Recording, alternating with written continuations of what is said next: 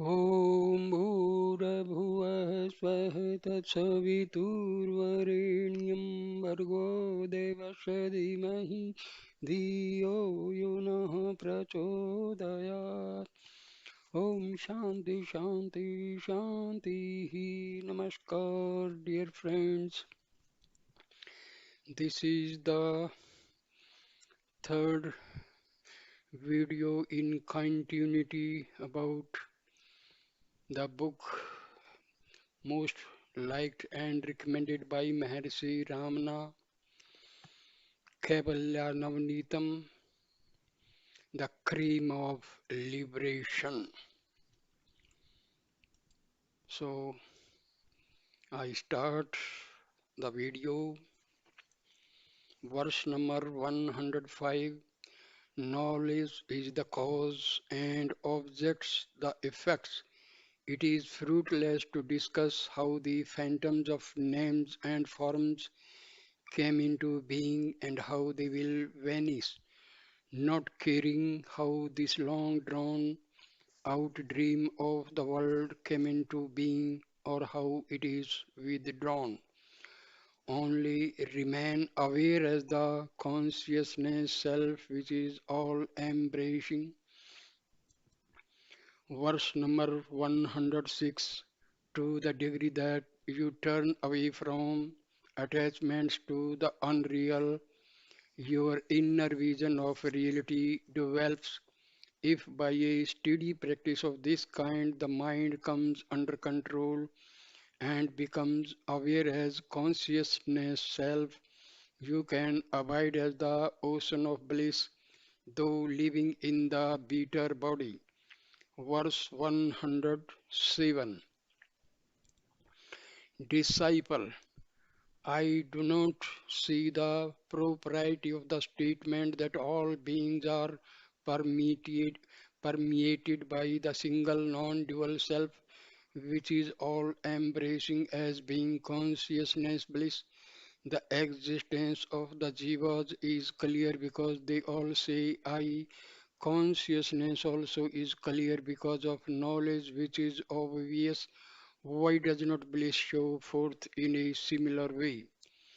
Verse 108. Master, although there are shape, fragrance, and softness together present in the same flower, each of them is cognized by a separate sense only, otherwise they are not perceived. Such is the law of nature. Similarly, though the beatific qualities being consciousness and bliss together form the self, yet the moods vary constantly and give rise to the differences which appear as the world.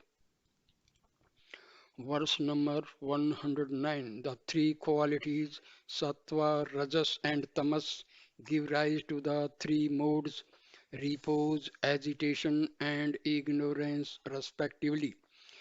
Being consciousness and bliss, which are themselves glorious, always remain a homogeneous whole, yet appear different. Verse 110. Bare existence alone is noticed in plants, minerals, and the earth, which look insentient and are ignorant. There can be no happiness in the state of disturbance caused by passions such as lust, which act like poison, but being and consciousness are evident in it. Being, consciousness, and bliss together become manifest in the state of peace, which is characterized by a stern detachment from externalities. Therefore, bliss becomes clear in a peaceful mind rid of ignorance and agitation.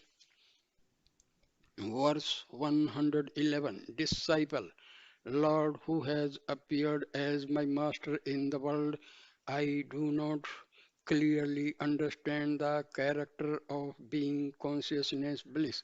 Satya Chit Ananda. What is this Satya? What is Chit? And what is Ananda? Master.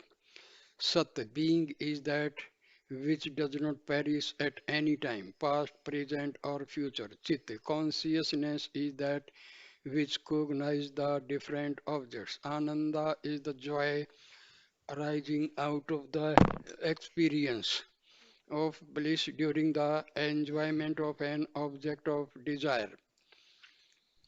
Verse 112 Disciple, master who demolishes the forts of the seeds, although the Mahavakyas in the four Vedas declare, Thou art Satyachit Ananda to the indweller in the mortal body, and masters say, Thou art Brahma, yet how can one experience I am Satyachit Ananda?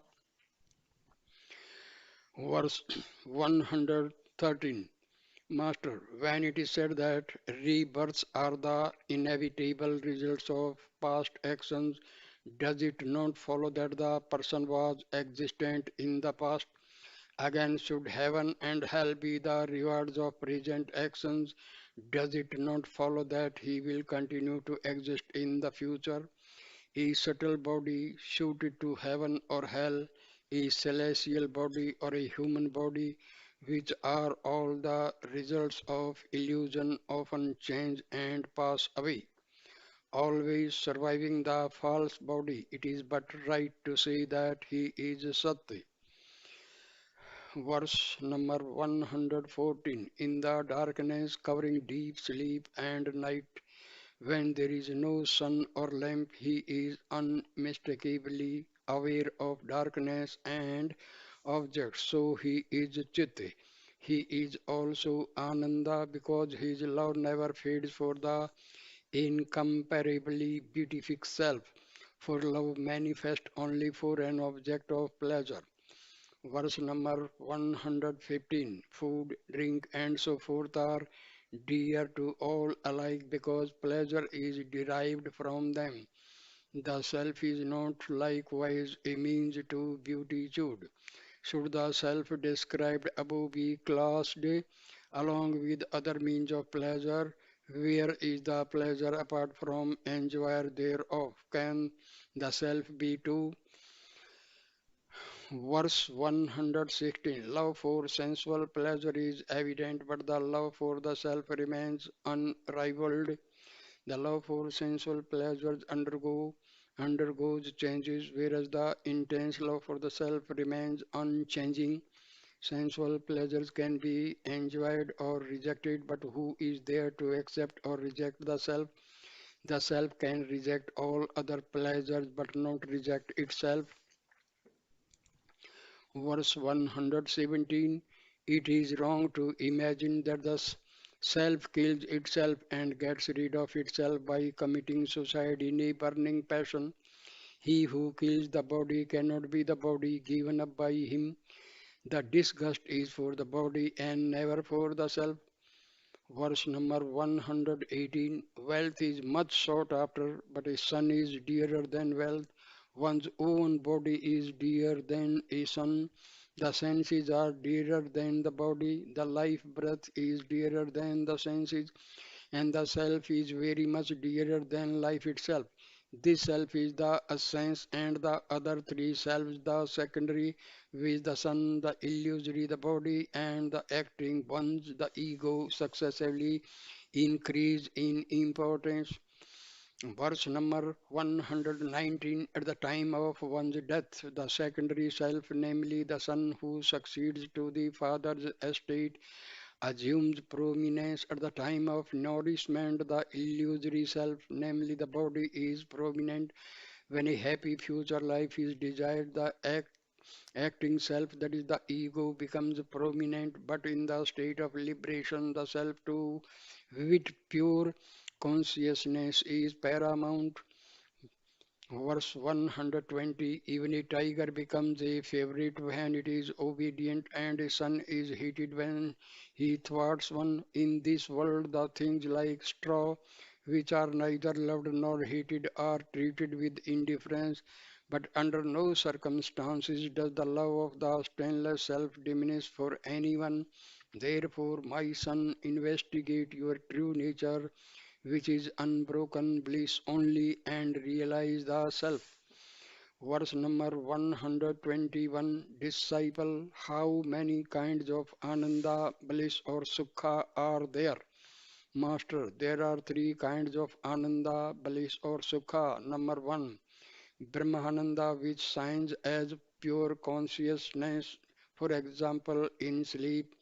Number two, Vasanananda, Vasanananda, which is present in reminiscence. And third, Vishya Ananda, which is the joy of gaining the desired object. However, others say that there are eight kinds of Ananda.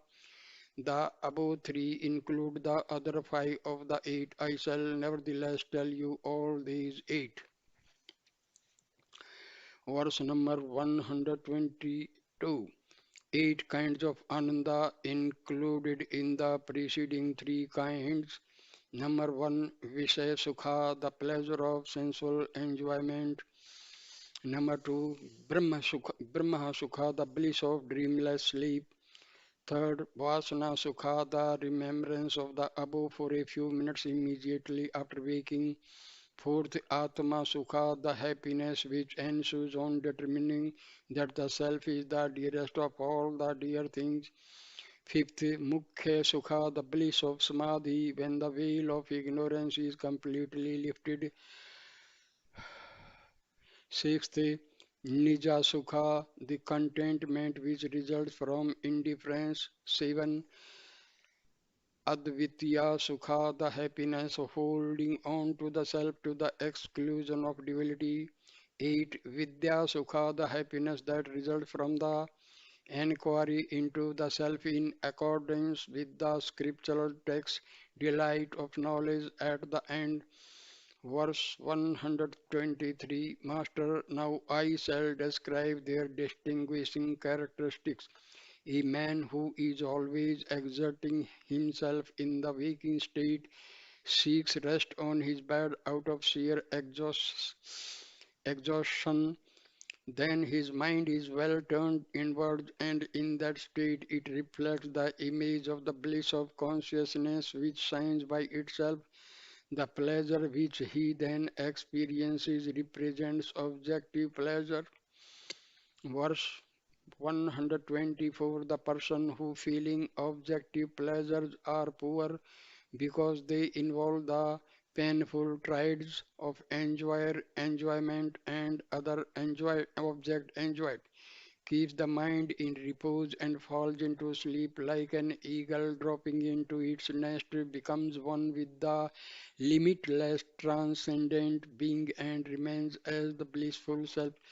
This supreme state of bliss is unrivaled Brahmananda. Verse 125, that the bliss of deep sleep is Brahmananda is the statement of the scriptures that some persons take elaborate care to provide themselves with downy beds to sleep on is the fact which supports it that in that state all sense of right and wrong, of man or woman, of in or out is totally lost, as at the time of the embrace of the beloved is the experience which confirms to it. It is Brahmananda, sure and certain. Verse number 126. Disciple, master, in this world of cause and effect, the experience of one cannot be felt by another. In deep sleep, the intellectual seat has subsided and the blissful seat has the experience of happiness. Is it right that this experience should be remembered by the intellectual seat which expresses it? Verse number 127. Master, know that these two stand to each other in the relationship of melted ghee and solidified ghee. They differ in their limiting thoughts but not in their intrinsic knowledge. The intellectual seeth limited by the mind and active in the waking state, and the blissful one made of the bliss of pure consciousness which appears when the painful mind subsides in deep sleep, are not different from each other, just like rainwater and the water stored in reservoir, or like sugar and syrup.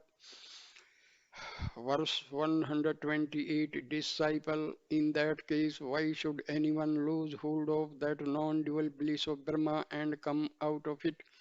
Master, he is drawn out by the force of his past karma. The man who has just wakened from deep sleep does not immediately lose the happiness of sleep, for he does not bestir himself at once, nor forget the happiness. This short interval of peace, which is neither sleep nor waking, is the bliss of remembrance. Verse 129, at the instant the I am the body idea starts, he loses himself in the troubles of the world and forgets the bliss. His past karma brings on pain or pleasure. Peace results in equipoise. Everyone has experienced the state void of thoughts and the pleasure consequent upon it. This is Nijananda. Verse 130, can this be the bliss of Samadhi? No, the external moisture is not the water contained within the pot. This happiness of indifference is only the shadow of the bliss of yogic Samadhi cast upon the rising ego. When the ego subsides and Samadhi results, there is the state of repose in which the mind is not aware of the environment nor asleep, and the body stays stiff like a post. Verse number 131, of the happiness enjoyed by the sole sovereign of the world, the earthly Gandharvas and celestial Gandharvas, the brilliant Pitris, the gods existing from creation, the later gods and celestial chiefs Indra, Brihaspati, Prajapati or Virat or Hiranyagarbha or Brahma, each is 100 times as great as the preceding one, yet all are fragmentary and like froth and foam in the waters of the deluge of Brahmananda. Verse number 132, whosoever remains in the Turyatita state, the seventh and the highest plane, his experience of consciousness bliss is the same as that of Narada, Shuka, Shiva, Vishnu, Brahma, and such others free from duality or sleep.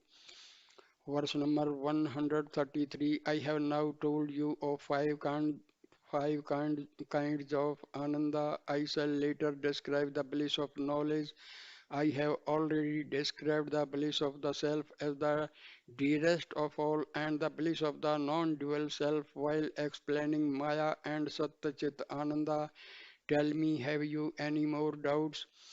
Verse number 134, disciple, master, if each of the terms Satyachit Ananda of which you have spoken has characteristics of its own, how can the mind which is already unsteady be fixed on unity? I do not see that they are different words with the same meaning. Kindly show me how it is all an indivisible, homogeneous whole like honey which is uniform, though gathered from different flowers by the bees. Verse number 135, master, is water tripartite because of its coldness, fluidity and whiteness, that is transparency, or is fire tripartite because of its light, heat and redness? The Vedas have analyzed and dismissed the cosmos, beginning with the ether, as unsubstantial, insentient and misery-laden. In contradistinction to this, and for easy understanding, they have described Brahma as Satyachit Ananda, which is one only. Verse number 136, the Vedas describe Brahma in affirmative terms as follows: eternal, whole, unique, the highest truth, the supreme, the repository, the source, peace, ever true, absolute, continuum of the source, dream and sleep states, and therefore the fourth, continuous or equal in all, the sight, the witness of all knowledge, pure. The Vedas indirectly denote everlasting indweller, the reality, ether, light, and self-liberation, the Lord, subtle, and so on. Verse number 137 in negative terms as the unmoving, untainted, immortal, immeasurable, insolid, that which is beyond speech, non-insentient, the diseaseless, uncontaminated, incomparable, uninterrupted, unattainable by the mind or the senses, undivided, unborn, infinite, indestructible, that which is without qualities, undivided, that which is without limbs or parts, beginningless, bodiless, changeless, non-dual, and so on. Verse number 138 when all these qualities, affirmative or otherwise, are considered together in the right way, they point to one only, and there can be no other. Many may be the words to signify the same. The Brahma signified by Sat Chit Ananda is only one. Realize this unity and remain as one undivided whole. Verse number 139 do not say to describe Brahma by qualities is like speaking of a barren mother. Can there be anyone so talented as to understand the nature of Brahma without being told? What the Vedas have revealed out of grace for gaining knowledge of Brahma and liberation in life are not qualities of Brahma but Brahma itself. Verse 140 Disciple, Master, in accordance with the statement of the Shrutis, I have now understood beyond doubt that myself is the indivisible reality. If you will further establish it by arguments, the truth will be fixed in my mind like an iron spike driven into living tree. Verse number 141 Master, being must itself be consciousness. Should the consciousness be different from being, it must be non-existent. How then can the being be revealed? Again, consciousness must itself be being. If different from consciousness, it must be insentient. The insentient cannot exist by itself. Thus, being and consciousness being identical are also bliss. This is the most agreeable argument. Seminal line of reasoning. Otherwise, bliss would be non existent and insentient, and there could be no experience of bliss, which is absurd. Verse 142. Question. How is Sat, which exists at all times, revealed by itself or by another? A. By another. Question. Is that other non existent or existent? Answer. Non existence. Question. Fool. Can the son of a barren woman affect anything? Answer. Then let it be something existing but different from the original Sat. Question. How is its existence revealed? You must say by another. Will there be an end to this chain of existent things and their cognizers? Your answer is therefore untenable. To get rid of this false reasoning. Verse number 143. Listen to experience agreeable to scripture and reason. Since the bliss of profound sleep persists as memory, this bliss itself must be knowledge. There was nothing besides it. Existing in the dissolution and deep sleep, you witness the darkness of ignorance now entering the heart, abide as the all perfect self. Verse number 144. In accordance with the teachings of the Master, the disciple realized that being, consciousness, and bliss are but the same reality, which is homogeneous like the honey that is gathered from different sources and was long fixed in samadhi. When he opened his eyes, he realized himself to be the screen on which moves the kaleidoscopic picture composed of the mobile and immobile objects of the universe. Verse number 145. Disciple, Master, is there anything more for us to do than to have this unique experience, to think and speak of it and to remain soaked with the experience appears to be the only duty for sages. by gracious and make clear to me how the previously mentioned. See verse 132. Turyatita or seventh plane of knowledge is the highest. Verse number 146. Master, after analysis, the elders say that there are seven states of ignorance and seven degrees of knowledge. Of them all, first hear me describe the seven states of ignorance. The elders have named them thus. Number one, Bija Jagrat, the germinal state of waking. 2. Jagrat, the waking state. 3. Mahajagrat, the waking state firmly established. 4th. Jagrat Swapna, the state of daydreaming castles in the air. 5th. Swapna, the dream state. 6th. Swapna Jagrat, cogitation of the dream after waking up from it. And 7th. Susupti, dreamless sleep. 147 and 148 to explain further. Number 1, the germinal waking state is the uncompounded consciousness which rises up fresh from the unitary state of being. Number 2, the waking state contains the sprout of the ego which was previously absent from the germinal state. 3, the sprout of the I and mind which rises up with every birth is the firm waking state. 4. The fussy ego conjuring up visions is the dreaming wakeful state. 5th. To have uncontrolled visions while sleeping after a full meal is the state of dream. 6. To be thinking of dream after waking up from them is the waking dream. 7. The dense darkness of ignorance is the state of deep slumber. These are the seven states of ignorance. I shall now tell you the seven stages of knowledge which destroy liberation, which bestow liberation. Verse number 149. The elders have analyzed them as 1. Subhicha, desire for truth. 2. Vicharana, investigation into the truth. 3.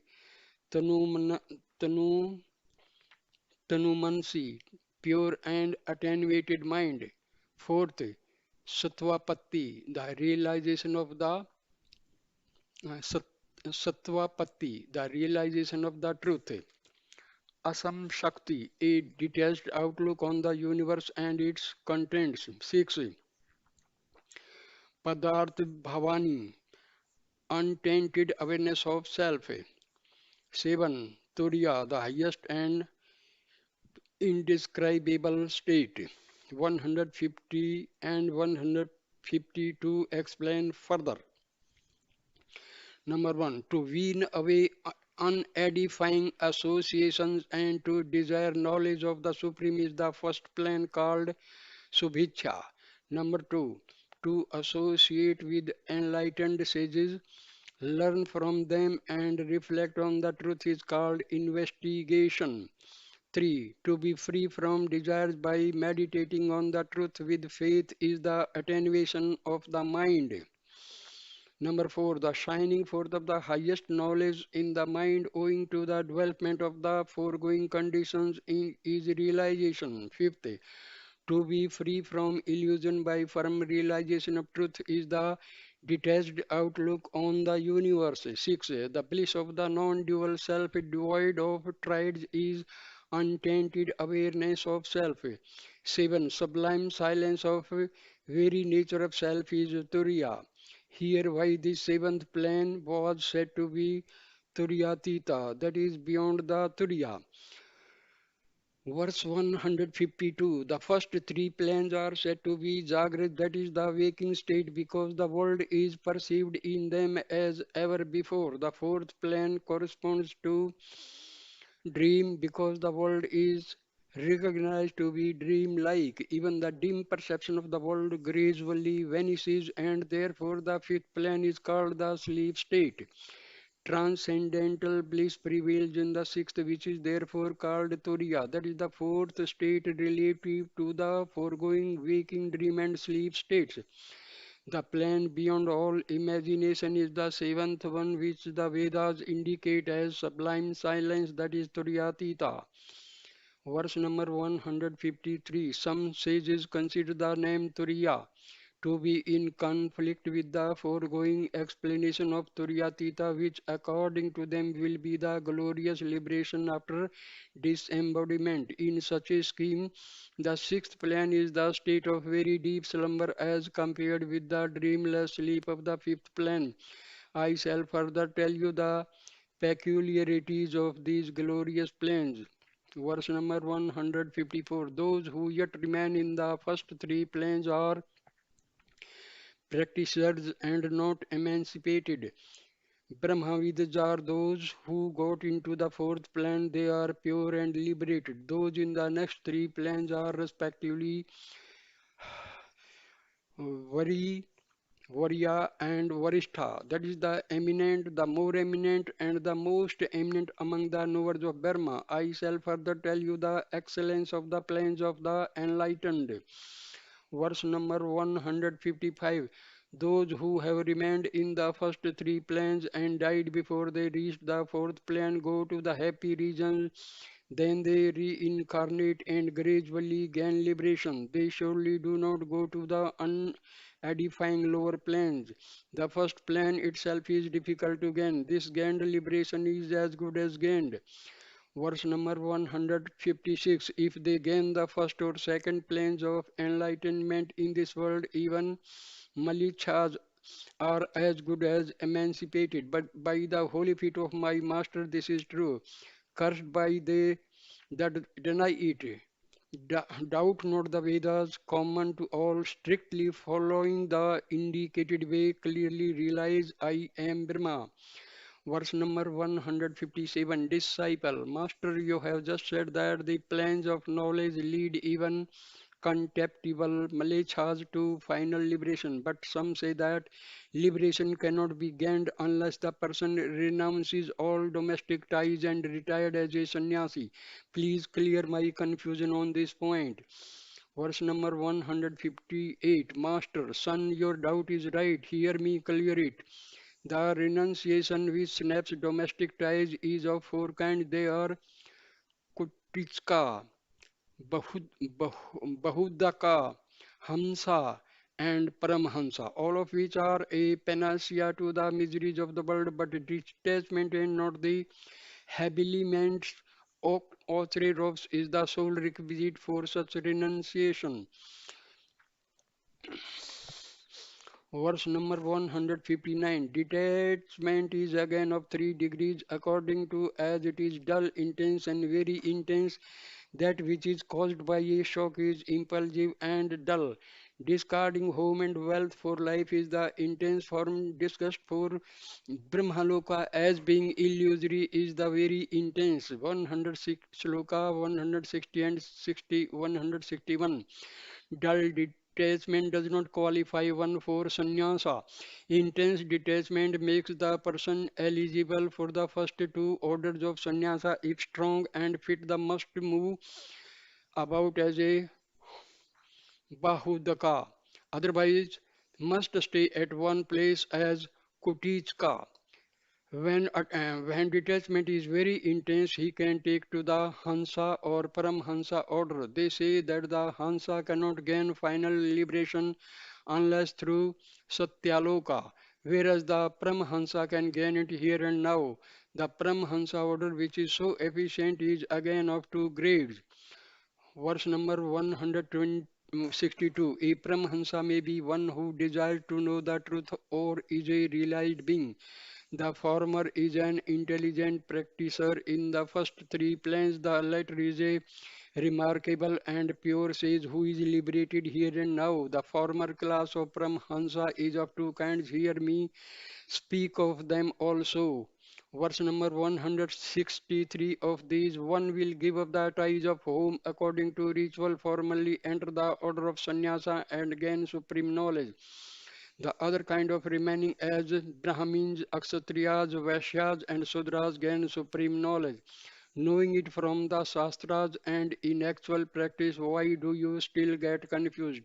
You must clear yourself by the authority of Shrutis, your own reasoning and immediate experience. Verse number 164. If birth be a fact, then death is inevitable. But I am Brahma, who is never born. If I be that which is born, this I cannot surely be Brahma. Therefore I am that I which is birthless and deathless Brahma. Verse number 165 and 66. If I am Brahma, how does it happen that I do not know this I? Answer. Who says I now?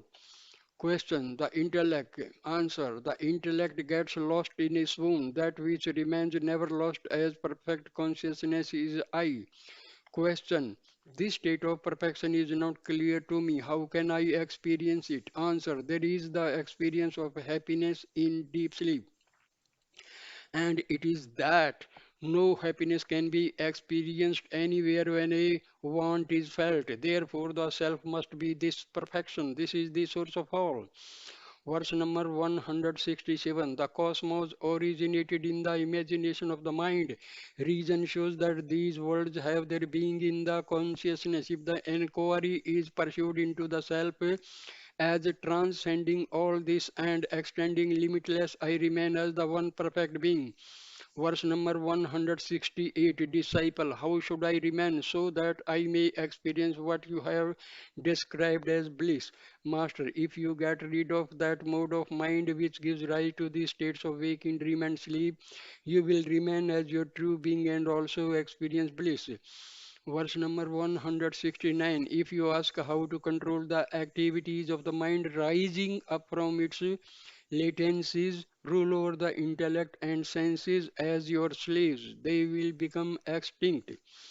Verse number 170. Also by gentle control of the breath, which blows like bellows, the activities of the mind cease. If you are not inclined to practice this yoga, they will cease if you root out the massive ignorance of the causal body, then to the mind stop its activity. Verse number 171. Disciple, by what means can I root out ignorance, the causal body? Master, the Shrutis can never mislead one. How can there be ignorance if you firmly fix their teaching in your mind? I am the all perfect being in whom the worlds appear. Verse number 172. Disciple, how can I remain thus when I engage in worldly transactions with wandering mind? Master, there is nothing apart from me. Whatever is seen is of me. I am he who is consciousness and which sees all this is fictitious as my dream. Verse number 173. If you always remain aware that I am perfect consciousness, what does it matter how much you think or what you do? All this is unreal like dream vision. After waking, I am all bliss. Verse number 174 to 177. Disciple, I had in my countless past incarnations mistaken the body for the self, high or low, seeing all as a mirage. I have, by the grace of my master, realized the self as I and been liberated. What meritorious works I have done! I cannot describe my good fortune. I am blessed by the grace of my master Narayana of Nannilam. In my ecstasy, I threw off my clothes in the air and danced for joy. How noble have my parents been that they named me Tandava, dancer, as they even then foresaw that I would be overpowered by the joy of having realized the self and therefore dance in ecstasy. Before whom shall I pour forth this ecstatic bliss of mine? It rises from within, surges up, fills the whole universe and floods unbounded. I bow to the lotus feet of the Almighty who was so gracious as to bring me into contact with the Master who could teach me the truth according to the holy text. Verse number 178 and 179. Such is Vidyananda. Those who study this work with devotion will realize the high state of repose and be liberated here and now in order that all may understand clearly Vidyananda, the true spirit of the holy books. In Nannilam, Master Narayana appeared in my Smadhi and commanded me to take this Kaivalya Navneetam, Navneeta perfect in every detail and free from defect. Verse number 180. Though the grace of his Lord Tandvesa has shown how freeing oneself from interior and exterior, one may be converted into the one, and having been convinced that the intended sense of the Vedas, which are beyond thought, is I, and that the body and such are but modes of sound nada, one may become the seer of all and see everything in oneself. Verse number 181. Those who without wavering recognize the one witness of blazing luster, Triyatita, which is perfected in the meaning of those three most excellent words, that thou art, will unravel the note of differences, and overcoming every obstacle will be themselves converted into the self. Verse number 182. This is the delight of knowledge spoken of by the Vedas. Those who worship the feet of Narayana, who has described it, are without blemish. Those who, through the teacher of this pupil, approach the stage in which doubt is finished and steadily go forward to perfection, will obtain spotless emancipation.